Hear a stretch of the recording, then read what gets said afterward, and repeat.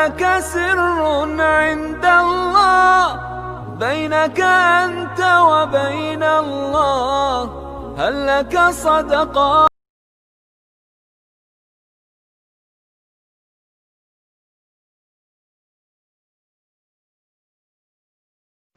बुग़्ज़ मुआविया के अंदर रटी रटाई दो चार रवायतें और बातल फासद तवीलात के साथ लोगों को गुमराह कर रहा है। एक किताब बड़ी मशहूर है सीरत के ऊपर। इस्लामिक हिस्ट्री में सबसे पहली जो ऑथेंटिक किताब है सीरत नबवी के ऊपर सल्लल्लाहु अलैहि वसल्लम, वो मोहम्मद इब्ने इसहाक बिन यसार की है, जो शागिर्द हैं अनस इब्ने मालिक सहाबी रसूल के, जिन्होंने 20 साल नबी इस्लाम को 10 साल तक वुज़ू करवाया। उसकी तलखीस लिखी उनसे तकरीबन 100 साल के बाद, आलमोस्ट, या 50-60 साल के बाद आप कह लें, इब्ने हिशाम ने। सीरत इब्ने हिशाम उसे कहते हैं, इसे सीरत इब्ने इसहाक कहते हैं। और इमाम इब्ने हिशाम फौत हुए हैं 218 हिजरी में, 218 हिजरी में, यानी इमाम बुखारी की वफात से भी पहले, यानी वो सीनियर लोगों में से। उसी की तलखीस यानी लिखी, और उसी सीरत को मुख्तसर करके मोहम्मद इब्ने अब्दुल वहाब साहब के बेटे हैं अब्दुल्ला बिन मोहम्मद बिन अब्दुल वहाब, अल मुतवफ़ा 1242 हिजरी, आज चल रहा है 1441 हिजरी। आज से 200 साल पहले वो फौत हुए हैं। उनके दूसरे नंबर के बेटे जो हैं, बड़े तो थे हुसैन, फिर अब्दुल्ला, फिर हसन, फिर अली, फिर इब्राहिम, फिर अब्दुल्ला। ठीक है, तो उस अब्दुल्ला ने ना वो जो सीरत इब्ने हिशाम थी उसकी मजीद तलखीस लिखी और उसको नाम दिया मुख्तसर सीरतुर रसूल। ये मुख्तसर सीरतुर रसूल अरबी में दारुस्सलाम पब्लिकेशन ने, जो अहले हदीस का सबसे बड़ा इदारा है प्रिंटिंग का, उसने छापी है। उर्दू तर्जमा उन्होंने नहीं छापा, लेकिन ये नेकी का काम हमारे जेलम शहर से हुआ है 1990 में। आज से ऑलमोस्ट 30 साल पहले जेलम शहर से वो किताब का उर्दू तर्जमा मुख्तसर सीरतुर रसूल अब्दुल्ला इब्ने मोहम्मद इब्ने अब्दुल वहाब का तर्जुमा करके जेलम शहर से हज़ारों की तादाद में पूरे मुल्क के अंदर मुफ्त तकसीम किया गया। और इसकी ख़रीदो फ़रोख्त पे पाबंदी है, वो फ्री बांटते हैं। ये सर इनको ज़ियारत तो कराएं, ये सीरतुर रसूल, और इसके ऊपर लिखा है जामिया उलूम असरिया जेहलम शरीफ मैंने पढ़ा है। ये किताब है जी, दारुस्सलाम ने रेड बाइंडिंग में अरबी में छापी है, इन्होंने ये ग्रे बाइंडिंग में और डार्क ब्राउन बाइंडिंग के अंदर छापी है उर्दू के अंदर। उर्दू में इसके 800 पेजेस हैं और अरबी में 600 पेजेस के ऊपर ये किताब है। तो उर्दू तर्जमा आपको चाहिए तो फ्री जेलम से मंगवा सकते हैं। ये किताब आप यहाँ से मंगवा, अगर आपको ये ना दें तो कोई टेंशन नहीं है, आप हमारी व्हाट्सएप ग्रुप्स में रब्ता करें, इसका प्रोफेशनल PDF आपको फ्री मिल जाएगा। और इस किताब की खूबी के लिए यही काफ़ी है कि अहले हदीस को जिस किताब पे मान है ना सीरत की किताब, वो कौन सी है? अर्रहीकुल मख्तूम, सफ़ीउर रहमान मुबारकपुरी, अल मुतवफ़ा 2006 ईस्वी। 2006 ईस्वी में फौत हो गए 63 साल की उम्र में। 1943 में पैदा हुए थे इंडिया में। और ये किताब अर्रहीकुल मख्तूम उन्होंने अरबी में लिखी थी, फिर इसका बाद में उर्दू तर्जमा हुआ और आज आपको मिलता है। अगरचे उस किताब में बहुत कमज़ोरी हैं। सबसे बड़ी कमज़ोरी है कि उसमें सीरतुर रसूल तो वो लिख रहे हैं, गदीर खुम की हदीस, नबी इस्लाम का आखिरी खुतबा, वो उन्होंने लिखे ही नहीं है। हज्जतुल वदा का खुतबा लिखा है, लेकिन जो 4 हदीसें थी मुस्लिम शरीफ के अंदर, कुरान और अहले बैत 6225 से 6228 तक, वो उन्होंने उसमें नहीं लिखी। पता नहीं नाम देने वालों ने कौन सा इनाम दिया है कि इतनी बड़ी हदीस, नबी इस्लाम की मुबारक ज़िंदगी का बड़ा खुतबा, जिसके ऊपर उम्मत की यूनिटी डिपेंडेंट थी, कुरान और अहले बैत, और उसी में मन कुन्तु मौलाहु फ़हाज़ा अलीयुन मौलाहु, वो उन्होंने लिखे ही नहीं उस सीरत में। उसके बाद की बातें लिख दी, पहले की लिख दी, वो स्किप ही कर दिया। बहरहाल अल्लाह उनको माफ़ करे, आमीन। तो अर्रहीकुल मख्तूम में जगह जगह आपको इस किताब के हवाले मिलेंगे। ये बात थी असल बताने वाली कि इस किताब को हल्का नहीं किसी ने जानना। जिस किताब पे आपका मान है ना कि वो आलमी अवार्ड याफ्ता किताब है, उस किताब में हवाले इस किताब के हैं। आप फुट नोट पे आप लोग खोल के पढ़ेंगे, लिखा होगा मुख्तसर सीरतुर रसूल बाय अब्दुल्ला बिन मोहम्मद बिन अब्दुल वहाब नजदी। ये नजदी गाली नहीं है, नजद में लोग रहने वाले हैं और अत-तमीमी, बनु तमीम से थे।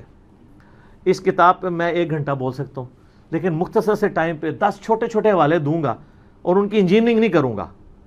اس کے لیے آپ میرا ریسرچ پیپر 5B پڑھیں جس کا میں تعارف اینڈ پہ کراؤں گا. پہلے کرا دیا تو آپ کو برا لگے گا. اس کے اوپر آپ مولا علی والا چیپٹر نکالیں سر، اینڈ پہ جا کے آتا ہے مولا علی کے اوپر چیپٹر. سیرت الرسول لکھی ہے اور ساتھ خلفائے راشدین کی بھی لکھی ہے انہوں نے، مختصر سی خلافت راشدہ کے اوپر. مولا علی والا چیپٹر ان کا سٹارٹ ہوتا ہے جی پیج نمبر 781، حضرت علی ابن ابی طالب کی خلافت. 782 پیج پہ یہ پہلا ریفرنس میں پڑھ رہا ہوں ورڈ بائی ورڈ اہل حدیث سے معذرت کے ساتھ. حضرت معاویہ رضی اللہ تعالیٰ عنہ نے اہل شام سمیت حضرت علی رضی اللہ تعالیٰ عنہ کی بیعت نہیں کی، پھر ان کی صرف مخالفت ہی نہیں کی بلکہ ان پر قتل عثمان میں اعانت یعنی مدد کرنے اور اس پر رضامندی کا الزام بھی دھر دیا، مگر اللہ نے ان کو اس سے بچا لیا. میں امیر شام کے بارے میں کوئی کمنٹس نہیں کرتا، یہ جو کر دیے یہ خود ہی کافی ہیں، اور یہ بالکل صحیح بات لکھی ہے انہوں نے. اس کے سپورٹ میں گھنٹوں بول سکتا ہوں، نہیں بولوں گا کیونکہ یہ خود اتنے بڑے عالم ہیں کہ ان کو مجھے سرٹیفائی کرنے کی ضرورت نہیں ہے. کوئی اہل حدیث کے امام ہے؟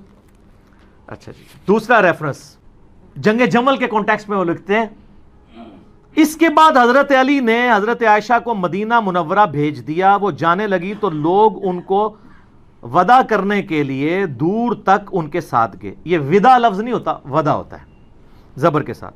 حضرت علی رضی اللہ تعالیٰ عنہ نے سفر خرچ کا انتظام بھی کیا. اس طرح وہ باحفاظت اور صحیح سلامت گھر پہنچی. بعد میں وہ اپنے سفر کو یاد کر کے اس قدر روتی کہ آنسوؤں سے ان کا دوپٹہ بھیگ جایا کرتا اور کہتی کاش میں پیدا ہی نہ ہوئی ہوتی، کاش میں اس واقعے سے 20 سال پہلے ہی مر جاتی. اللہ ظاہر ہے قرآن میں حکم ہے نبی کی بیویوں گھروں میں ٹھہری رہو، بے شک. تو وہ اس چیز کو یاد کرتی تھی. پھر ہوب کے کتے بھی بھونکے، وہ بھی حدیث ہے جامعہ اس میں مسند احمد میں. باقی اب میں اس میں نہیں بولوں گا، وہ 5B میں آپ پڑھ لیجئے گا، میں اینڈ پہ بتا دوں گا.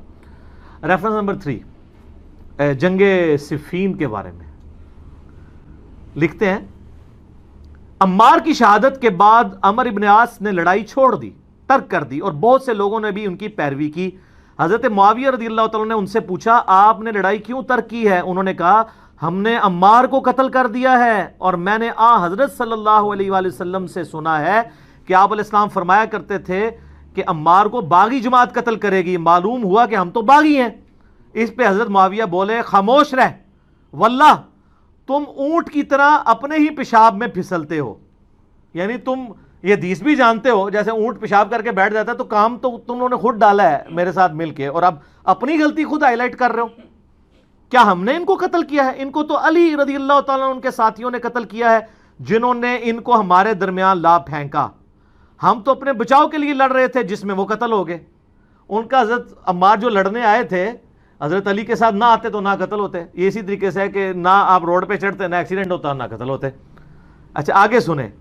حضرت علی رضی اللہ تعالیٰ کو جب حضرت معاویہ کی اس بات کی خبر ہوئی تو انہوں نے کہا اگر میں نے ان کو قتل کیا ہے یعنی حضرت عمار کو، تو پھر اپنے چچا حضرت حمزہ کو حضرت نے قتل کیا ہے جنہوں نے ان کو کفار کے مقابلے میں بھیجا تھا.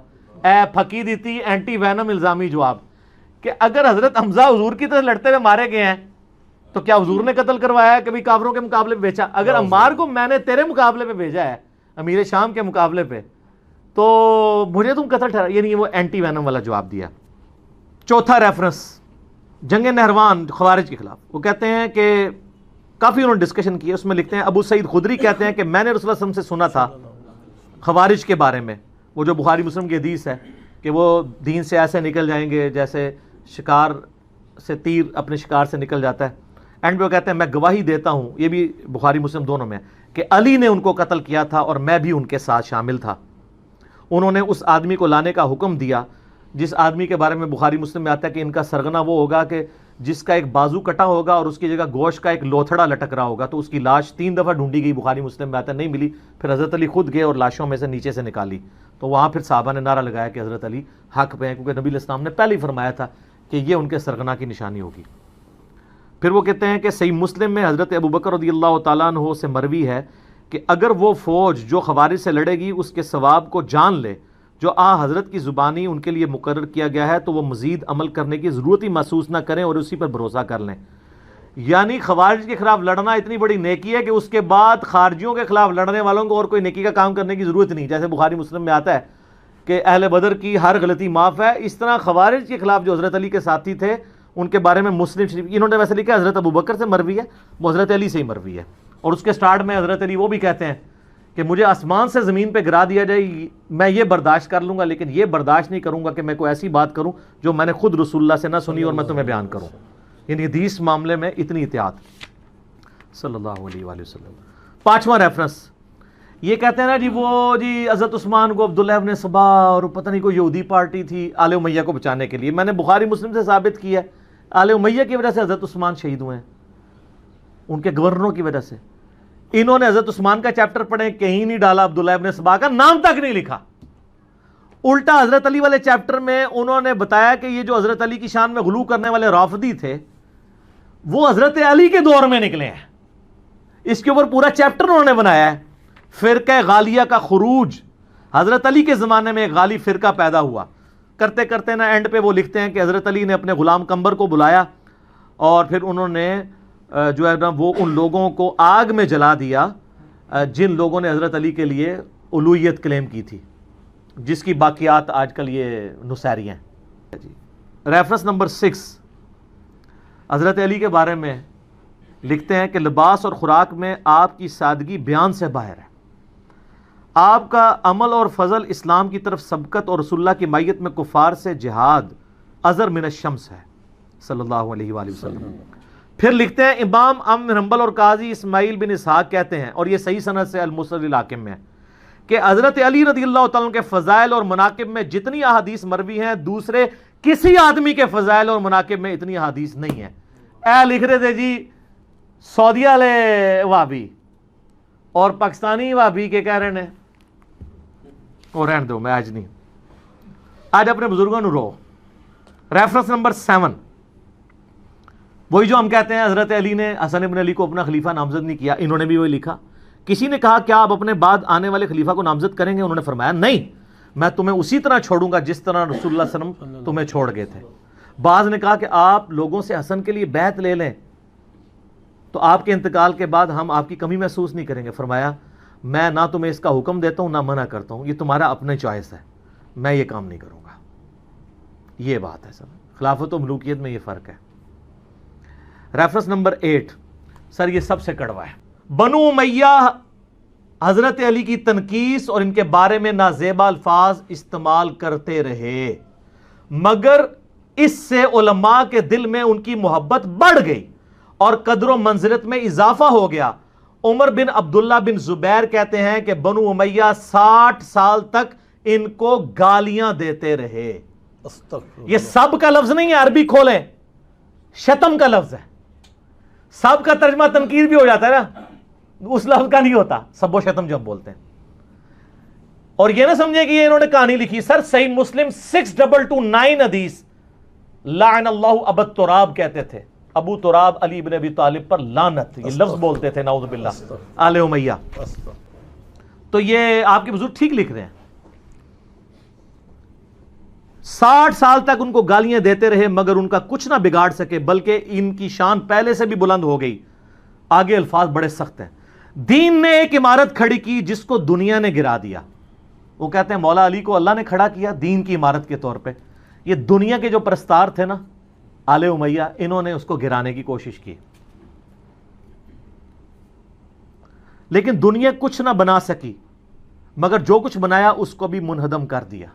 وہ کہتے ہیں آل امیہ کے پلے کوئی شے ہے بھی تھی نا، وہ بھی انہوں نے گوا دی. حضرت علی کو یہ کی تنقیص نہیں کر سکے.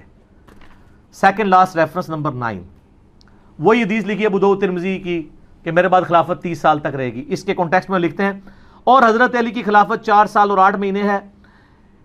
اس کو حدیث میں 30 سال اس لیے کہا گیا کہ اصل مدت اس کے قریب قریب ہے، یا حضرت حسن رضی اللہ تعالیٰ عنہ کی مدت خلافت کو اس میں شمار کیا گیا ہے کیونکہ وہ اس کو مکمل کرتی ہے. وہ کہتے ہیں حضرت حسن کے جو 6 مہینے ہیں وہ ملا کے یہ 30 سال پورے ہوتے ہیں. اور یہ تو ابن تیمیہ نے منہاج السنہ میں لکھا ہے کہ ربیع الاول میں نبی علیہ السلام کی وفات ہوئی 11 ہجری میں، اور ربیع الاول 41 ہجری میں صلح حسن ہوئے. حضرت حسن کی صلح پہ 30 سال پورے ہوتے ہیں. تو خلیفہ راشد 5 ہیں، ابو بکر، عمر، عثمان، علی، حسن ابن علی. اور یہ محمد بن عبد الوہاب صاحب کے بیٹے بھی یہ بات مان رہے ہیں اور لکھ رہے ہیں. آخری ریفرنس ہے خلافت حسن کے اوپر انہوں نے چیپٹر باندھا ہے. اس کے بعد صلح حسن کے اوپر انہوں نے اس کے اوپر کنکلوڈ کیا ہے، اور حضرت حسن کا خطبہ نقل کیا ہے جو انہوں نے معاویہ سے صلح کے بعد دیا تھا. اس خدا کا شکر ہے جس نے ہمارے ذریعے تمہارے پہلوں کو ہدایت بخشی.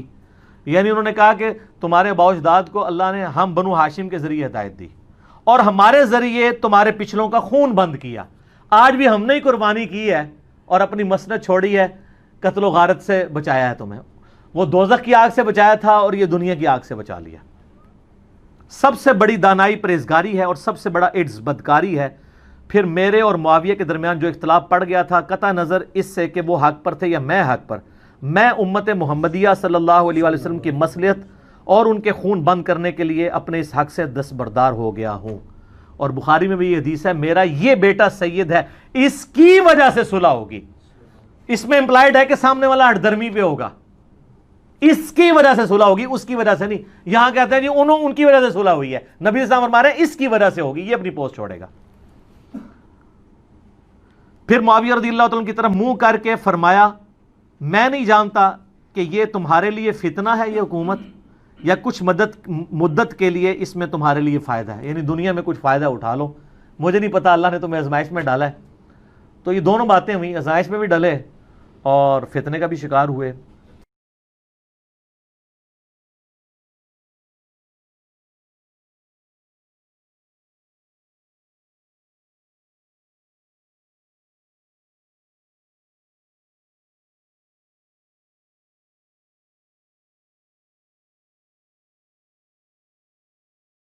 سبيل الدموع سبيل